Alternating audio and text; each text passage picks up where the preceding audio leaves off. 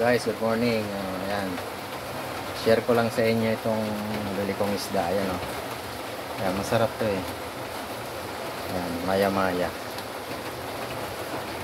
Ayan. Eh, talagang dito sa Maynila, no? Napakamahal ng isda rito. Lalo na pag ito mga klaseng isda. Ayan, oh. Maya-maya po yan. Kalahati lang po yan ng ulo. Ng ulo ng maya-maya. Share ko lang sa inyo guys. Nasa 500 pesos na yan. Kalating ulo lang na yan ng maya-maya. Siguro kung nasa tabing dagat tayo nakatira o kaya sa probinsya, ganyan. Siguro hindi abot ng 500 pesos to. Kalating ulo lang ng isda yan. Maya-maya. Halaga ng 500 pesos. Ganun kamahal dito sa Manila. Pero siyempre gusto nating matikman. Ang hinanap-hanap natin kasi napakasarap itong isda na to. Okay lang. 500. Minsan lang naman. Okay guys.